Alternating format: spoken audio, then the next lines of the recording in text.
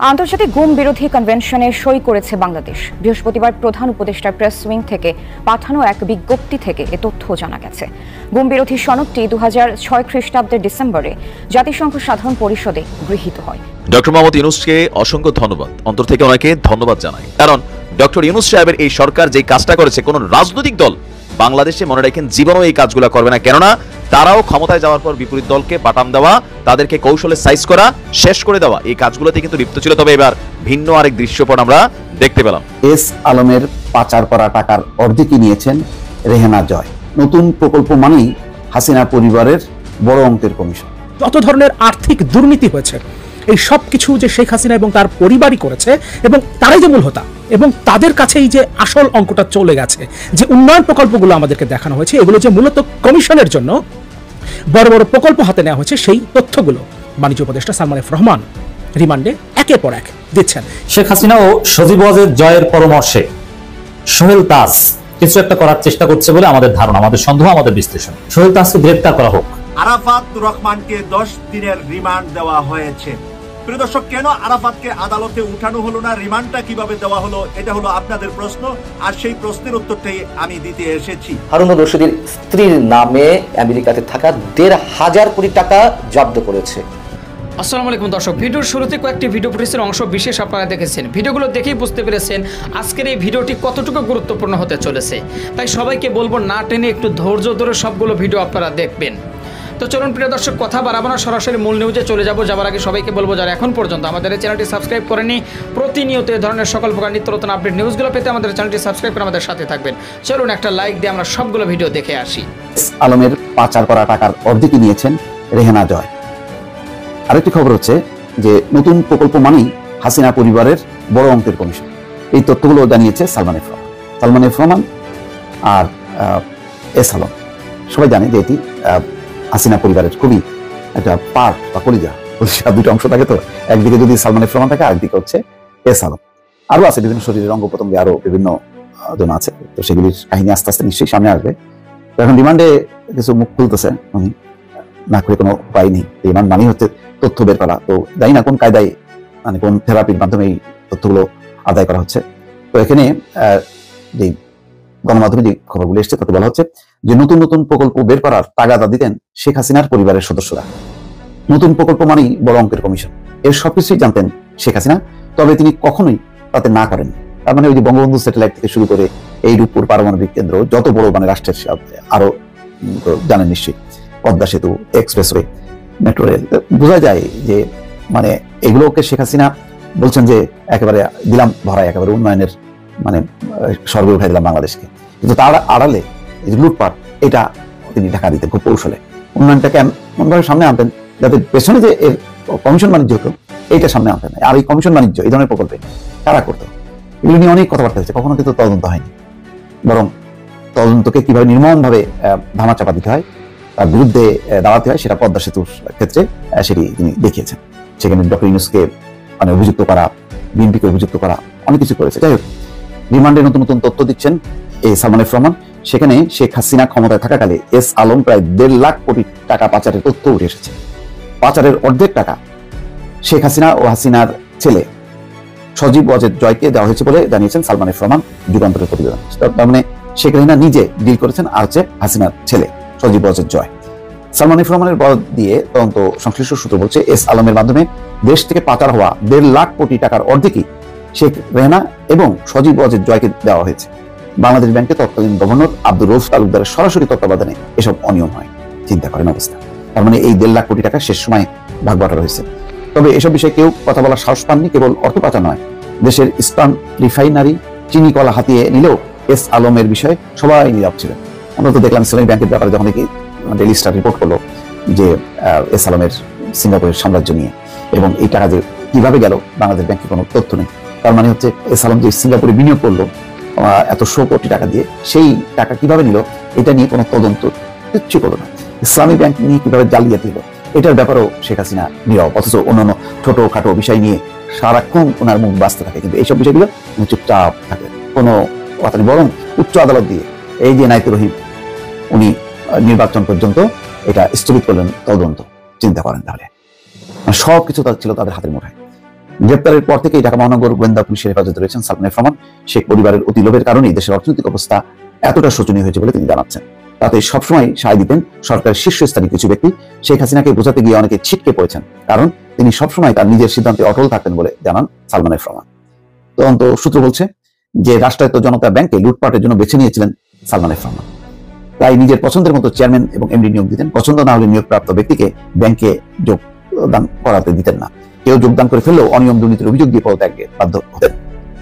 এছাড়া তদন্ত সংশ্লিষ্টরা তাকে বন্ড ছেড়ে প্রায় 7,000 কোটি টাকা তুলে নেওয়ার বিষয়ে প্রশ্ন করেছেন। তিনি বারবার অসুস্থতার কথা বলে এড়িয়ে গেছেন বলে তদন্ত সংশ্লিষ্টরা জানাচ্ছেন। এছাড়া তাদের কাছে তথ্য রয়েছে সুকুক বন্ডের মাধ্যমে সালমান এফ রহমান তুলে নিয়েছেন 2,250 কোটি টাকা। দেখেন, এই সমস্ত বন্ড ছাড়া হয়েছে, তার মানে হচ্ছে আনো এবং সেগুলোকে ক্যাপচার করছে সালমান এফ রহমান। কারণ বাংলাদেশ ব্যাংক হচ্ছে তার নিয়ন্ত্রণে, আর অন্যান্য ব্যাংক তো কিছুই না তার কাছে। এই বন্ড কেনার জন্য ব্যাংকগুলোকে বাধ্য করেছেন তিনি। প্রথম দিকে ব্যাংকগুলো বিনিয়োগে রাজি না হওয়ায় পরবর্তীতে বাংলাদেশ ব্যাংক থেকে সার্কুলার জারি করানো হয় যাতে ব্যাংকগুলো বন্ডে বিনিয়োগে বাধ্য হয়। তবে সালমান এফ রহমান বারবার নিজের অসুস্থতার দোহাই দিয়ে প্রশ্ন এড়িয়ে গেছেন। গত 13 আগস্ট তিনি আজকে তো দেখলেন খুব নাটকীয় ভোর 6টার সময় আদালতে নেওয়া হয়েছে। 7টার মধ্যে রিমান্ড দিয়ে আবার ডিবিতে পাঠানো হয়েছে, যাতে এই 6টা থেকে 7টার সময় যাতে আদালতে ভিড় পাঠানো না হয় এবং ডিম থেরাপি শিকার না হতে হয়। ডক্টর মোহাম্মদ ইউনূসকে অসংখ্য ধন্যবাদ, অন্তর থেকে ওনাকে ধন্যবাদ জানাই। গত 53 বছরে বাংলাদেশ একটা চিত্র ছিল, যেই চিত্রটা শিকার কখনো আমি বা কখনো আপনি। ক্ষমতার পালা বদলে আমাদের আইন শৃঙ্খলা বাহিনীগুলো রাজনৈতিক সরকারকে সার্ভ করতো, পাশাপাশি নিজস্ব গুন্ডা বাহিনীর মাধ্যমেও অনেক কিছু করতো। আর গত 15 বছরে আয়নাঘর থেকে শুরু করে অনেক ঘর তৈরি হয়েছে, যেখানে রাজনৈতিক প্রতিহিংসার বশবর্তী হয়ে অথবা সরকারের বিরুদ্ধে কোনো যৌক্তিক সমালোচনা করলেও বিভিন্ন শ্রেণী পেশার মানুষকে গুম করা হতো। সরকার পরিবর্তিত হয়েছে, গুমের কৌশল পরিবর্তিত হয়েছে, কিন্তু গুম করা মানে এটা কখনো বন্ধ হয়নি। তবে আবার ইনশাআল্লাহ বন্ধ হতে যাচ্ছে, কারণ ডক্টর ইউনূস সাহেবের এই সরকার যে কাজটা করেছে কোন রাজনৈতিক দল বাংলাদেশে মনে রাখেন জীবনও এই কাজগুলো করবে না। কেননা তারাও ক্ষমতায় যাওয়ার পর বিপরীত দলকে বাটাম দেওয়া, তাদেরকে কৌশলে সাইজ করা, শেষ করে দেওয়া, এই কাজগুলোতে কিন্তু লিপ্ত ছিল। তবে এবার ভিন্ন আরেক দৃশ্যপট আমরা দেখতে পেলাম। গুম থেকে বাংলাদেশের নাগরিকদেরকে রক্ষায় জাতিসংঘের গুম ও নির্যাতন বিষয়ক কনভেনশনে স্বাক্ষর করেছে বাংলাদেশ। আজকে আন্তর্জাতিক convention for the protection of all persons from forced disappearance সনদে স্বাক্ষর করেছেন অন্তর্বর্তী সরকারের প্রধান আমাদের ডক্টর মোহাম্মদ ইউনূস। প্রধান উপদেষ্টার প্রেস উইং এর পাঠানো এক বার্তায় বলা হয়েছে, গুমের হাত থেকে সকল নাগরিকদেরকে রক্ষায় 2006 সালের 20 ডিসেম্বর যুক্তরাষ্ট্রের নিউ ইয়র্কে আন্তর্জাতিক গুম বিরোধী একটা সনদ গৃহীত হয়েছিল। বেসরকারি মানবাধিকার সংগঠন অধিকারের পরিসংখ্যান অনুযায়ী গত 15 বছরে 700 বেশি মানুষ গুম হওয়ার ঘটনা ঘটেছে এবং 150 জন মানুষের এখন পর্যন্ত কোনো খোঁজ পাওয়া যায়নি। আর শেখ হাসিনা সরকারের পদত্যাগের পর সরকারের বিভিন্ন গোপন কারাগার থেকে অনেকেই মুক্তি পেয়েছে। কোনোটা ছিল আয়নাঘর, অথবা কোনোটা ছিল নামে বেনামে, হয়তো আরো অনেক ঘর বের হয়ে আসবে। এটা হচ্ছে একটা এনজিওর পরিসংখ্যান, বাট ব্যক্তিগত পর্যায়ে আপনি থানাগুলোতে যদি তথ্য নেন, অনেক মানুষ মিসিং আছে যাদের সম্পর্কে হয়তো ওইভাবে তথ্য পাওয়া যায়নি। আর বাংলাদেশের প্রেক্ষাপটে ম্যাক্সিমাম ধরেন 90% গুমের যে ঘটনাটা ছিল গত কয়েক বছর যাবত, অথবা কি বলে আইন শৃঙ্খলা বাহিনীকে ব্যবহার করে হত্যা করা, এটা একটা সেম প্ল্যাটফর্ম ছিল গত 53 বছর যাবত। বিপরীত দল, বিপরীত রাজনৈতিক ব্যক্তিত্ব, অথবা আপনি যদি সরকারের কোনো একটা সমালোচনা করেন, অথবা বিভিন্ন বাহিনী তাদেরকে নিয়ে যদি যৌক্তিক সমালোচনা করেন, অথবা তাদের কোনো তথ্য নিয়ে আপনি কথা বলেন, অথবা আপনি একটা কার্টুনই আঁকলেন, আমরা দেখেছি কার্টুনিস্ট শিশির আহমেদের সাথে কি ঘটেছে। তো এরকম নানান ইস্যুতে যে ঝামেলাগুলো বাংলাদেশ দীর্ঘদিন যাবত তারা ফেস করেছে, কোনো রাজনৈতিক সরকার এই কনভেনশনে এই পর্যন্ত সাইন করে নাই। 2006 এর পরে আওয়ামী লীগ সরকার ক্ষমতায় ছিল, বারবার কথা বলতো, কিন্তু এতে কেন সাইন করে নাই? তো এখন আজকে ডক্টর ইউনূস সাহেব যেহেতু সাইন করে দিয়েছেন, দেখেন এটা আওয়ামী লীগের জন্য এই মুহূর্তে সবচেয়ে বড় সুবিধা হবে। মনে রাখেন কেন? কারণ সুষ্ঠু নির্বাচন হলে ক্ষমতায় কে যাবে? আচ্ছা, এখানে আমি আজকে দেখছি আমার কমেন্টগুলোতে আমি দেখছিলাম, যদি ডক্টর ইউনূস সাহেব একটা সুষ্ঠু নির্বাচন দেয়, আওয়ামী লীগ তো আসবেই না, বিএনপি বা জামাত যদি আলাদা আলাদা নির্বাচন করে, তাহলে সেটা কারা ক্ষমতায় আসবে? আমার কমেন্ট সেকশন দেখে মনে হচ্ছে যে জামাত ক্ষমতায় আসবে, বিএনপি আসবে না। এখন বিএনপি তারা হতে পারে রাজপথ দখলে ব্যস্ত, বিভিন্ন জায়গায় কমেন্টের সময় নাই, সোশ্যাল মিডিয়া ছেড়ে দিছে। একসময় আওয়ামী লীগ এই কাজটা করতো, মিডিয়াতে ভূমিকা রাখা নাই, ফেসবুক চালানোর সময় ছিল না, রাস্তাঘাটে বিভিন্ন চাঁদাবাজি নিয়ে ব্যস্ত ছিল, লুটপাটে অনেক জায়গায় ব্যস্ত ছিল। এখন আবার সময় হয়েছে, আমাদের অনেক ভাইরা তারা আস্তে ধীরে বোঝা শুরু করেছেন দেশে কি হচ্ছে। তো যাই হোক, এখন সুষ্ঠু নির্বাচন হলে যদি বিএনপি সরকার ক্ষমতায় আসে, তাহলেও কিন্তু এই গুমের বিষয়গুলো সামনে আসবে, নানান ধরনের বক্তব্য আসবে। ধরেন এই সরকারের পতনের আগে রিমান্ডে নিয়ে ডিবি হারুন যাই বলছে, পুলিশ যাই বলছে, মানুষ হারিয়ে দিছে। আবার এখন যখন রিমান্ডে নিয়ে নতুন নতুন তথ্য আসতেছে, সেগুলো আমরা অকপটে বিশ্বাসও করতেছি, তাই না? তো এই প্রেক্ষাপটগুলো তৈরি হয়। আর ঘটনার পেছনে সত্যতাও আছে, কারণ এদের প্রকাশ্যে সম্পত্তি দেখা মানুষের তো ধারণা আছে যে পয়সা কই থেকে আসছে।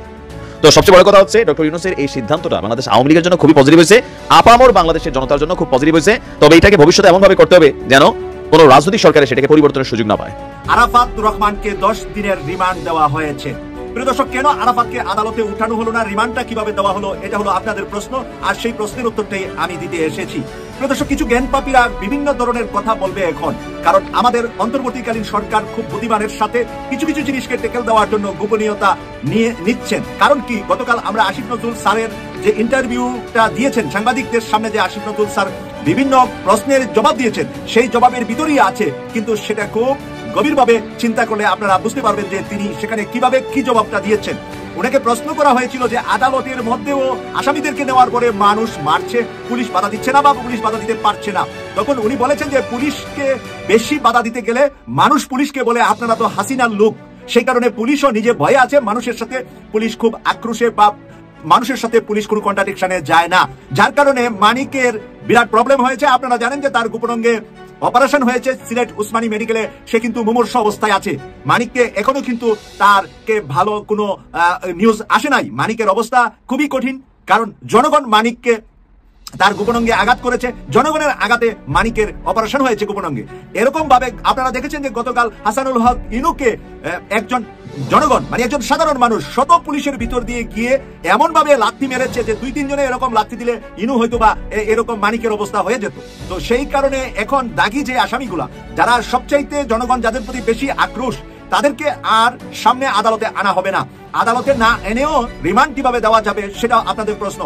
তার উত্তরটা দেওয়ার আগে আমি একটি উদাহরণ দিচ্ছি যে ঢাকা আলিয়া মাদ্রাসার মাঠে বক্সিবাজারে টিনের ঘর বানিয়ে একটি আদালত বানানো হয়েছিল।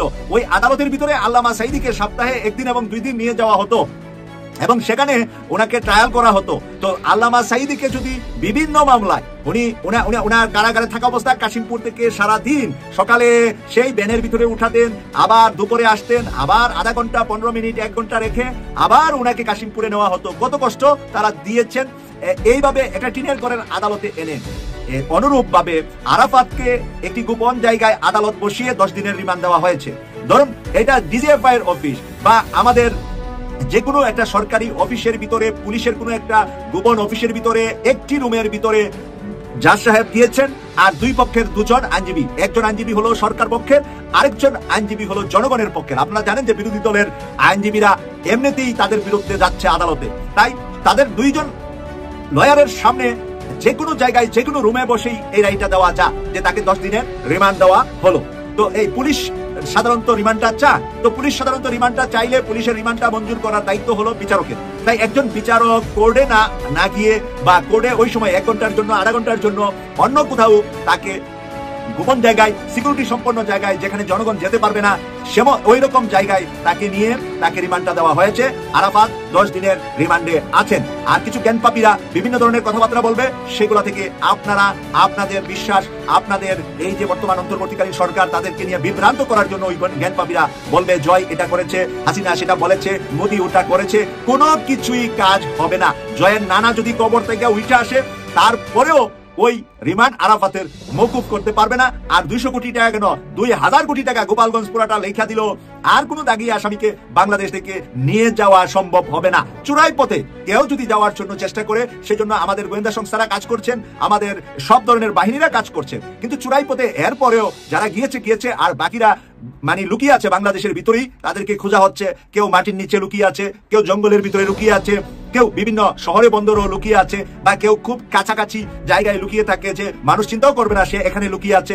এই ধরনের বিভিন্ন জায়গায় তারা লুকিয়ে আছে। যতদিন তাদেরকে খুঁজতে সময় লাগে, এটা সময় লাগবেই, এটা স্বাভাবিক। 1-2 জন মানুষ না তো, এখানে তো হাজারো অন্যায়কারী লুকিয়ে আছে। তাই সে কারণে আমরা যখন যাকে সংবাদ দেওয়া দরকার তাদেরকেই সরকার সামনে আনবে। আর যারা খুব বড় দাগি আসামি তাদেরকে আর সামনে আনবেন না, কারণ সামনে আনলে তাদের নিরাপত্তা সরকার দিতে পারবে না। অন্তর্বর্তীকালীন সরকারের হাতে কেউ যদি মারা যায়, তারা রাষ্ট্রীয় ক্ষমতা থাকা অবস্থা, এটাও আবার আন্তর্জাতিক অঙ্গনে ভারত এখানে বসে আছে এগুলাকে নিয়ে প্রপাগান্ডা করার জন্য, অন্তর্বর্তীকালীন সরকারকে বিভিন্নভাবে চাপ দেওয়ার জন্য। তাই অন্তর্বর্তীকালীন সরকার নিজেদের কথা চিন্তা করে, পুলিশ যেহেতু জনগণের সাথে পারছে না, সেহেতু তাদেরকে গোপনভাবে গোপন জায়গায় তাদেরকে আদালত বসিয়ে রিমান্ড দেওয়া হবে। তার প্রিয় দর্শক শ্রোতা, যে ভিডিওগুলো নিয়ে আজকে আপনাদের সম্মুখে হাজির হয়েছিলাম, সেই ভিডিওগুলো কিন্তু ইতিমধ্যেই আপনারা দেখে ফেলেছেন এবং সকলের কথাগুলো শুনে ফেলেছেন। তো অবশ্যই এবার আপনাদের মূল্যবান মতামত জানানোর পালা। আপনাদের কি মনে হয়, কি জানলেন বুঝলেন এই ভিডিও থেকে, সেটা অবশ্যই এখন আপনারা এই ভিডিওর কমেন্ট বক্সে আপনাদের মূল্যবান মতামত জানিয়ে দিন। আর হ্যাঁ, সবাইকে বলবো আমাদের এই চ্যানেল কিন্তু প্রতিনিয়ত এই ধরনের সকল প্রকার নিত্য নতুন আপডেটগুলো আমরা সবসময় দেওয়ার চেষ্টা করি। তো অবশ্যই আপনাদেরকে বলবো যারা এখনও পর্যন্ত আমাদের এই চ্যানেলটি সাবস্ক্রাইব করেনি, প্রতিনিয়ত এই ধরনের সকল প্রকার নিত্য নতুন আপডেট নিউজগুলো পেতে আমাদের এই চ্যানেলটি সাবস্ক্রাইব করে আমাদের সাথে থাকবেন। আর ইতিমধ্যেই যারা সাবস্ক্রাইব করে দিয়েছেন তাদেরকে অসংখ্য ধন্যবাদ জানিয়ে ভিডিওটি এখানে শেষ করছি। সে পর্যন্ত সকলে ভালো থাকবেন, সুস্থ থাকবেন। আবারও দেখা হবে, কথা হবে নতুন কোনো টপিকে, নতুন কোনো ভিডিও নিয়ে। আল্লাহ হাফেজ।